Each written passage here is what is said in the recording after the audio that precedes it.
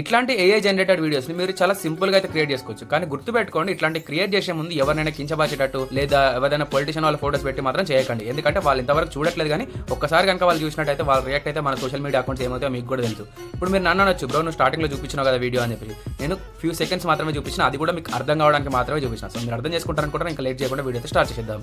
దీనికోసం ముందుగా మీరు విగిల్ ఏఐ అనే యాప్ని ఇన్స్టాల్ చేసుకోవాలి. ఇది మన ప్లే స్టోర్లో ఉండదు, ఇది డైరెక్ట్ ఫైల్ నేను టెలిగ్రామ్లో పెడతా. టెలిగ్రామ్ లింక్ వచ్చేసి బయోలో ఉంటుంది, అక్కడ నుంచి క్లిక్ చేసి డౌన్లోడ్ చేసుకోండి.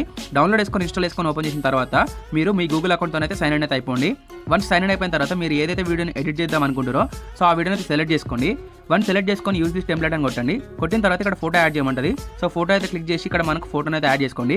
యాడ్ చేసుకొని జనరేట్ అని క్లిక్ చేసిన తోటే మీకు ఆ వీడియో అయితే రెడీ అయితే అయిపోతుంది. సో చూడొచ్చు. సో ఇక్కడ నుంచి మీరు ప్లే చేసుకొని చూడొచ్చు. ఇక్కడ షేర్ క్లిక్ చేసి డైరెక్ట్ డౌన్లోడ్ కూడా చేసుకోవచ్చు. ఈ ట్రిక్ కనుక మీకు నచ్చినట్టయితే ఖచ్చితంగా వీడియో లైక్ చేసుకోండి. అండ్ ఇట్లాంటి మరిన్ని వీడియోస్ కోసం మన ఛానల్ అయితే సబ్స్క్రైబ్ చేసుకోండి.